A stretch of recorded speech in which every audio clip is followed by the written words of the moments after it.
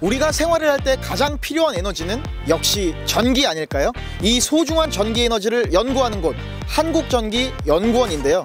그 중에서도 분산전력시스템 연구센터라는 곳을 찾아가 보려고 합니다. 함께 가시죠.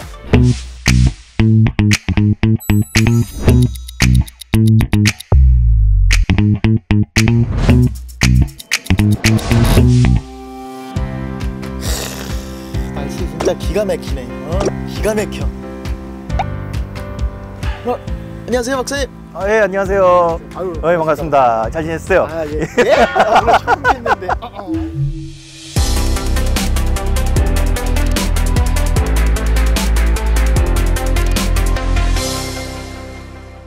요거는 뭐 계속 빙글빙글 돌아가는데 박사님, 얘는 뭐예요? 예, 풍력 발전기입니다. 뭐 집에서 놓고 쓸 정도의 작은 전력이 만들어지는 그런 풍력 발전기를 생각하시면 바람이 불면 전기가 만들어지죠. 분산 전력 시스템 연구센터라고 해서 큰 발전기가 아니라 집 근처에 놓을 수 있는 태양광이나 풍력 같은 조그만 발전기와 그 전력을 어떻게 활용할 수 있는지, 그걸 어떻게 잘 써야 안전하게 쓸 수 있는지, 그런 거에 관련된 연구를 하는 그런 센터라고 말씀드릴 수 있습니다. 안내 들어가서 한번 보실까요? 네, 여러 가지 소개해드릴 수 있는 게 많습니다. 예, 많이 보여주십시오. 예, 많이 보여주십시오, 박사님. 계속 보여주십시오. 많이 시끄럽죠? 예, 뭐 조금 그렇긴 한데 괜찮은 것 같은데요. 먼저 한 가지씩 설명을 드리면, DC 전력 시스템에 대한 연구를 하고 있습니다. 태양광 발전이라든가 ESS, 지금 쓰시는 핸드폰, 여러 가지 가전제품들이 있는데 이것들이 DC, 직류를 씁니다. 그냥 쉽게 생각하면 배터리 형태처럼 플러스 전압과 마이너스가 딱 있는. 근데 집에서 쓰는 전기는 실제로는 그게 아니라 교류라고 그래서 플러스 전압하고 마이너스 전압이 계속 바뀌는 형태예요. 그래서 바로 못 쓰시거든요. 그런데 직류로 쓰는 설비들이 많이 나오다 보니까 이런 것들에 대한 필요성이 생겼습니다. 다음 연구는 스마트 인버터라는 연구인데요. 스마트 인버터는 뭐냐면 기존에 있는 인버터와 달리 ESS는 그런 시스템을 갖다가 전력 시스템에 여러 가지 기능을 해서 하는 그런 연구가 될 거거든요. 그래서 지금 새로 나온 연구고 지금 막 국내적으로도 국제적으로 막 시작하고 이런 그런 연구입니다. 중요한 한 가지 또 연구가 또 있습니다. 이쪽 실험실에서 하는 가장 중요한 연구 하나는 ESS, 전력 저장 장치에 관련 연구입니다. 전기가 만들어지는 게 필요한 만큼만 만들어서 항상 쓰게 돼 있거든요. 그러다 보니까 많이 필요할 때는 가장 비싼 발전기가 돌아가서 전기를 만들게 되고요. 많이 쓰지 않을 때는 싼 발전기가 돌아가 쓰게 됩니다. 그렇다고 그럼 저희가 싼 발전기를 많이 쓸 수 있게끔 전기를 저장했다가 그걸 비싼 발전기가 필요할 때 저장된 걸 쓰면 저희가 비싸지 않은 전기를 쓸 수가 있겠죠. 저희 연구원 같은 경우도 한 달에 거의 몇천만 원인지 1억 원에 가까운 전기요금을 내고 있는데 1억이요? 예.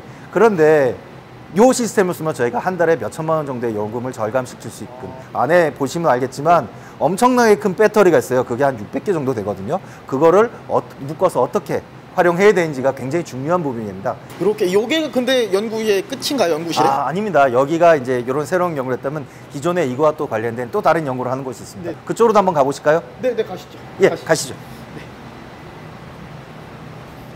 여기는 박사님 모니터가 엄청 많네요.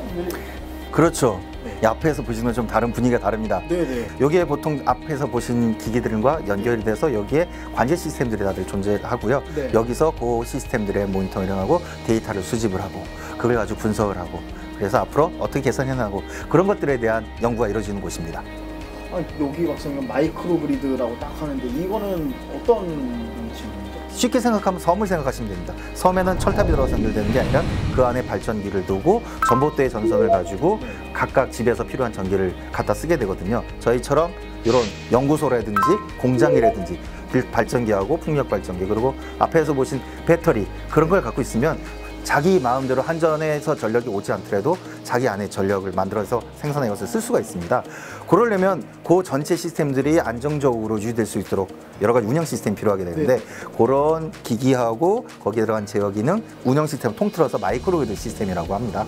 그래서 마이크로 그리드는 이런 식으로 했었고, 여기에서 태양광 빼고 여기 부하들 빼고 나면 발전기만 남게 되잖아요. 그 풍력 발전기만 모아서 풍력 발전기를 하나처럼 운영할 수 있는 그런 기능들이 필요합니다. 왜냐하면 풍력 발전기가 바람에 따라 출력을 막 내게 되는데 전력 시스템 쪽에서는 그게 원치 않을 경우도 있어요. 그러면 그 출력을 줄이거나 풍력 발전기를 꺼줘야 되잖아요. 요거는 실제 제주도에 있는 동북풍력발전단지라는 곳에 적용시킨 겁니다. 그래서 실제 여기 보시는 요 운영 화면 결과는 실제 출력량을 그대로 보여주고 있는 거예요. 저 출력이라고 5.2MW라고 되어 있지 않습니까? 운영하는 쪽에서 4메가로 낮춰주세요 하면 한 개씩 못 끄잖아요. 얼마나 나올지도 모르니까 저희가 그거를 알아서 4메가로 줄여주는 명령을 줘가지고 운영하는 그런 시스템을 하게 되는 겁니다. 예, 그런 제어 장치가 저희가 만들어서 실제로 적용을 한 그런 연구 결과가 되겠습니다. 그래서 보여주는 건 그렇게 좀 보여드렸고요. 여기에서 잠깐 제가 설명드린 것 중에 중요한 부분이 신재생 발전기 부분인데, 신재생 발전기라는 게 바람이 불 때 출력이나 바람이 안 불면 전력이 안 나오거든요. 태양광도 마찬가지입니다. 태양이 빛이 확 비춰줄 땐 발전이 많이 되지만 구름에 가려서 안 나오면 발전이 안 되거든요. 그러면 언제 구름이 가려질지, 그러면 오늘 태양광은 발전을 얼마나 할지, 풍력 발전이 얼마나 예측이 될지, 그런 부분도 굉장히 중요한 부분이 되거든요. 아시다시피 정부에서는 RE30이라는 정책 목표를 가지고 신재생 발전 전원을 대대적으로 확충할 계획을 갖고 있습니다. 그게 온실용 여러 가지 환경 부분에 있어서도 미세먼지나 그런 부분에서 굉장히 필요한 기술이기도 하고요. 그래서 앞에서 보인 것처럼 발전 예측, 이런 전체 시스템의 제어, 운영을 통해서 신재생 발전기들이 많이 들어왔을 때도 전력망이 안정적으로 운영될 수 있도록 그런 기술적인 데이터를 만들고 기술 개발한 그런 연구를 지속적으로 추진할 계획입니다.